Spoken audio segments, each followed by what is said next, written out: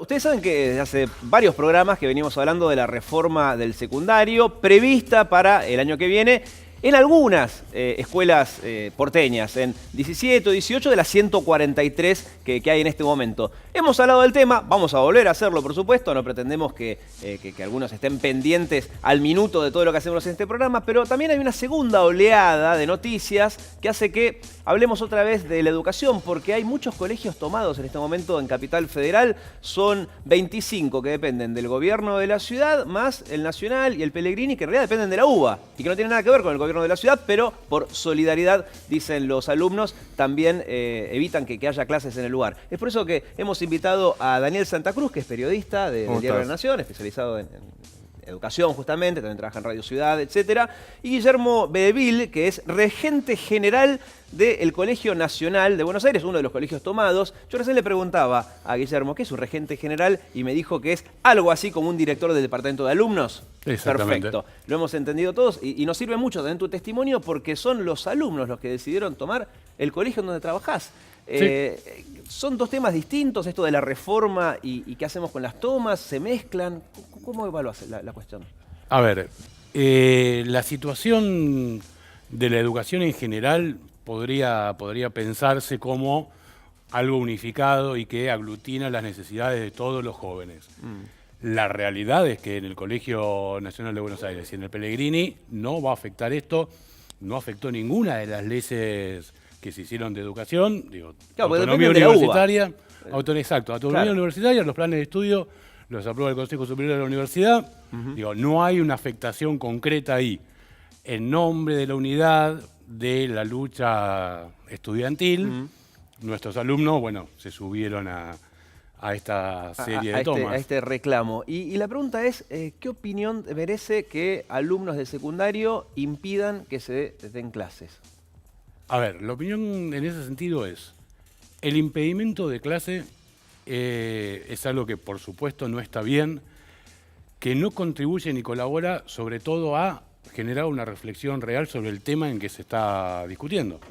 Digo, la manera para poder llegar a conclusiones y adoptar una postura propositiva por parte del alumnado tiene que ser pudiendo debatir en el conjunto de la comunidad educativa, no entre ellos mismos como alumnos, diciendo, nosotros creemos que lo que tiene que ser para nosotros, digo, porque es autorreferencial el discurso siempre. De hecho, el gobierno de la ciudad, la ministra de Educación, dijo, yo los voy a recibir, pero si antes levantan la toma. ¿Esto se veía antes? ¿Es un fenómeno nuevo? ¿Las tomas? Sí. Digamos, yo sé que hay tomas de la década de 70, que eran mucho más violentas, etcétera, pero no sé si es una sensación que uno tiene o que dice la realidad objetivamente. ¿Hay más tomas que antes? Las tomas se pusieron, digamos, se masificaron, me acuerdo, en el año 2005, después lo que fue la catástrofe, o la tragedia de Cromañón, mejor dicho, donde los chicos se sentían inseguros en la escuela por problemas edilicios, y ahí hubo una serie de tomas. A partir de ese momento se instalaron las tomas como práctica política de los centros de estudiantes, en algunos casos justificados, en algunos casos exagerados, pero también es cierto que hay que destacar que generalmente se dan mucho más en los años electorales. Cuando hay elecciones o los meses previos a las elecciones es cuando las tomas se dan. Y un poco lo que vos preguntabas al principio, si estaba bien o estaba mal que los chicos tomen las escuelas, me parece que también habría que reconversar un poco con los alumnos de esta idea de tomar la escuela e impedir el dictado de clases para explicarles algo que es fundamental, porque siempre lo hacen en defensa de la educación pública. Y la educación pública, o la educación, es un bien público, lo dice la Ley Nacional de Educación. En el artículo 2, la Ley Nacional de Educación dice claramente que la educación es un bien público. Es inapropiable para cualquier sector, para el partido de gobierno, para el partido opositor, para los gremios docentes, incluso para los centros de estudiantes. Entonces, una mayoría circunstancial que aprueba una toma no puede impedir que una minoría que no piensa como esa mayoría circunstancial o participativa, porque generalmente son los chicos que más participan, porque no votan todos en una asamblea, se quedan sin clases. Impedir que el resto que pueda tomar clases con normalidad o que la escuela funcione con normalidad no es defender la escuela pública. Y esto hay que señalarlo porque si bien a lo mejor no queda políticamente correcto llamarle la atención a los chicos cuando toman hay que decirle que hay otros mecanismos de protesta y de hacer oír sus voces que impedir el dictado de clases, porque de alguna manera están llevando a la escuela pública, en defensa, con el discurso de defender la escuela pública, a que todos piensen de una sola manera. Y dentro de la escuela pública deben habitar todas las ideologías. Ahora, ¿no? en un minuto, para aquellos que se están quedando fuera del motivo por el cual se decide la toma, es decir, esta reforma que empieza, aparentemente, el año que viene en algunas escuelas, les pido paciencia. En un minuto vamos a contar otra vez, y no hay ningún problema en hacerlo, cuáles son los principales puntos de esa reforma. Pero porque antes de irme del tema de la toma, tengo una pregunta que es un tanto incómoda. Cuando recién Daniel hablaba de cuando se tomaban colegios después de Cromañón, porque sentían que, no sé, que está en un lugar inseguro, veían que se caían pedazos de mampostería, es como algo bastante simple, hasta que un chico de 13 años que está en primero, uno de 17 que está en quinto, lo puede detectar. Pero hay un argumento que dice algo así como, la opinión de un joven adolescente tiene el suficiente peso como para saber acerca de cómo tiene que ser un programa escolar, que es un tema que en teoría es un poco más de adulto. Lo pregunto en realidad, ¿eh? Vos que estás en contacto con ellos, te hago esa pregunta incómoda y un rato vamos a hablar acerca de la reforma en sí. A ver, la respuesta a eso es incómoda si uno se olvida de cuál es el objetivo. Digo, los adolescentes son sujetos de derecho.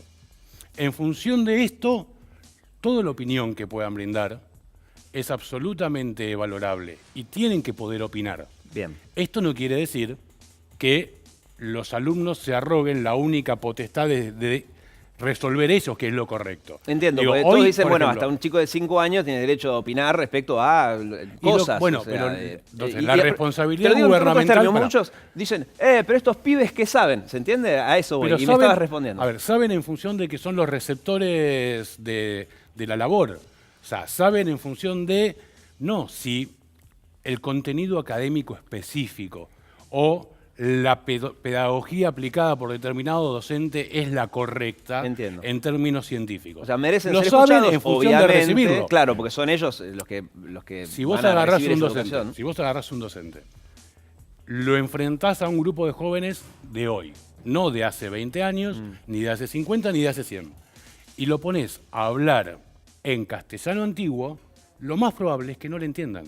Y no porque lo que esté diciendo no sea rico, sino porque la mecánica, la metodología, el ritmo, y eso es lo que el estudiantado puede decir que es lo que necesita en tanto receptores, en tanto que son el objeto de la educación. A ver si Digo, entendí, me estás diciendo, sí, merecen obviamente ser escuchados, Sí, por supuesto. pero no que se arroguen la potestad que, Es que no nadie, les a ver, pertenece. Más o menos va por ahí, cualquiera- yo para ver si a lo ver, entendí. yo en este sentido digo, cualquiera que en el ámbito de la educación quiera arrogarse la facultad propia, única e indiscutible de lo correcto, va en contra de el pensamiento crítico, el poder reflexionar. Entiendo. Digo, a ver, parte de esta toma y esta serie de tomas, parte de que esto es, vamos a usar la metáfora, demasiado amarillo.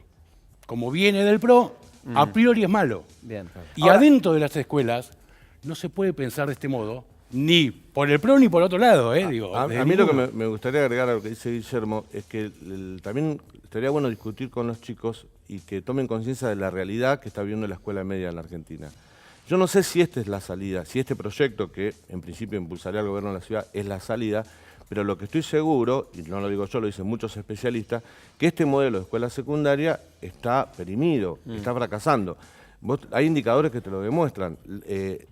4,5 de cada 10 chicos solo terminan la secundaria en tiempo y forma. Sí, Más sí, de la la mitad mitad no no la termina, termina. después Y los que problemas la con la terminan, matemática. el 60% de los Sí. chicos que la terminan, lo terminan sin comprensión lectora. La Universidad de Buenos Aires está preparando cursos de lectoescritura en el CBC porque los chicos no pueden seguir el ritmo que le da un ciclo básico común de la universidad porque no tienen comprensión lectora. O sea, digamos, algo hay que cambiar en la escuela. Bueno, y hablemos de los cambios entonces, ¿no? Del proyecto del gobierno de la ciudad y que al mismo tiempo es el principal motivo de la toma de estos colegios. Yo tengo los 4 principales puntos, pero hay uno en particular que quería, Daniel, que teniendo en cuenta que sos periodista especializado en esto, me lo explique mejor. 4 materias transversales van a ser, yo digo transversales porque en teoría, no sé, computación o inglés van a atravesar varias materias, no es que se va a dar por separado, dicen de juntar historia y geografía para determinados temas, hablas del Imperio Romano, bueno, mezclas historia con geografía, o sea, es 4 ejes de trabajo más que materias. No van a repetir el año, en todo caso van a repetir los contenidos que no supieron aprender. en vez de notas numéricas, créditos, ya es muy específico, quizás no tengamos tiempo. Y el famoso tema de trabajar o hacer pasantías en el 5º año, que eso es lo que más ruido le hacen a los adolescentes. Ese es el tema polémico. ¿Nos lo explicás eso? Los primeros 13 puntos que vos señalaste, me parece que en general los especialistas en educación acuerdan de que es factible agrupar materias, de que los chicos tengan profesores tutores.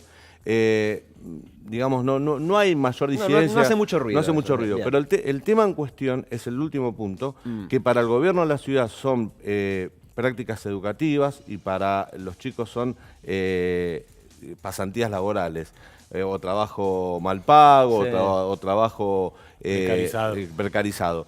Bueno, me parece que ese es el punto en cuestión donde tiene que el gobierno de la ciudad explicar bien qué es lo que quiere hacer. ¿Vos decís que si lo explica mejor no va a ser tanto ruido? Me parece que hay un problema, en este proyecto hay un problema de comunicación de parte del gobierno. Ahora se están esperando en aclarar, pero ya con las escuelas tomadas, lo cual es muy difícil porque está la conversación embarrada.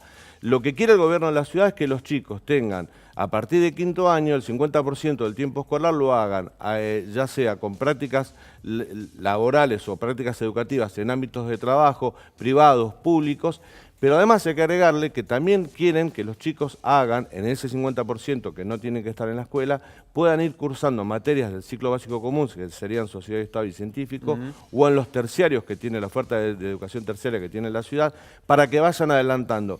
Ese punto para mí me parece fundamental, la articulación entre la educación superior y la escuela media, que lo vayan practicando. El tema de las pasantías laborales o de las prácticas educativas, depende de quién lo mire, así lo va a llamar, me parece que es el punto más conflictivo y es donde creo que deberían sentarse por lo menos a explicarlo mejor. Que tengo entendido, Guillermo, eso ya existe. Bueno, yo de hecho tengo muchos compañeros de mi edad que hicieron la técnica, yo hice bachiller y que en el 5º año los mandaban a ir a talleres o que vean cómo en la práctica funcionan las cosas que estaban escritas en el pizarrón. En los colegios de la UBA, por ejemplo, ¿existe eso? No existe. En algunos colegios privados también, perdón. O sea, no existe, a ver, por ejemplo, en el Buenos Aires no es que exista en tanto proyecto institucional.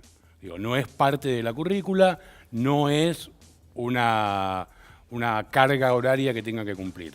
Ahora, sí, por ejemplo, en lo que tiene que ver con la orientación vocacional, hay trabajo compartido, es decir, un alumno que vocacionalmente a priori quiere estudiar X cosa, se contacta con un profesional de esa área, claro, comparte las tareas, comparte el trabajo. Digo, eso sí, y tiene que ver con esto, con la posibilidad de la inserción en el paso siguiente.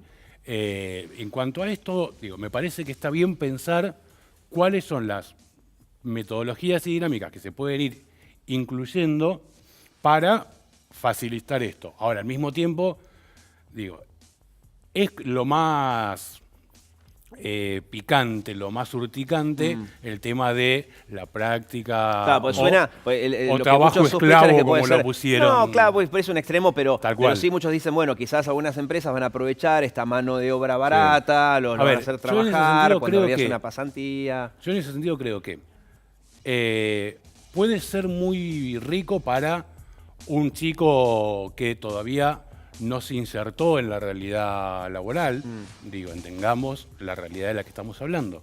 El 50% de los chicos ya está fuera del sistema educativo. Y con suerte, alguno de ese 50% está trabajando. Entonces, digo, estamos hablando del otro 50% que está dentro. Hay una discusión que está solapada en este tema de este proyecto. Te digo, es un proyecto, todavía no sabemos, porque no hay una resolución. Claro, nos contaba Daniel que en realidad estamos todos dando por hecho algo, pero pensé que no está firmado. Claro, hay un proyecto que el Ministerio de Educación de la Ciudad de Buenos Aires lo dio a conocer a la comunidad educativa y generó esta polémica, pero todavía no hay una resolución o un decreto. Creo que ayer el propio jefe de gobierno, Horacio Rodríguez Larreta, lo decía. Sí, confirmó que no había... Lo confirmó que no estaba oficializado, con lo cual todavía está sujeto a debate y a cambios. Pero hay un punto en cuestión que afectaría indirectamente a los docentes. Esta agrupación de materias, o poner a los docentes como tutores o como guías, en lugar de tener las horas cátedras normales que van a tener a lo largo del secundario, podría quitar o bajar la cantidad de horas cátedras que puede tener un docente de secundario hoy en día en el futuro. Y esto sería eliminar de alguna manera algún tipo de ingreso laboral o fuente de trabajo. ¿Eso es así o es un fantasma? No sé si las horas cátedras que hoy tienen las van a mantener con otra función o se les van a eliminar. Como no está claro, me parece que los gremios docentes están atentos a esto y puede ser, y esto es lo que cree el gobierno de la ciudad, que están fogoneando parte de las tomas. Daniel. A ver, ahí es cuando, digo, perdón. Sí. Ahí es cuando hay que trabajar, y me parece que en ese sentido el Ministerio tiene que poder, este anteproyecto o borrador, bajarlo a las escuelas de modo tal en donde no se haga una oposición preventiva. Claro. Digo, porque la oposición preventiva es por la las construcción dudas. de un fantasma, Claro. y sobre eso todos vamos atrás. Y no se va a llegar a nada así. Entiendo. Bueno, con este tipo de hechos, ¿no? De explicarlo un poco mejor, quizás ayuda, porque de paso hace que muchos de nosotros lo terminemos de entender. Así que, Guillermo y Daniel, muchas gracias, No, por gracias a estar vos. con nosotros.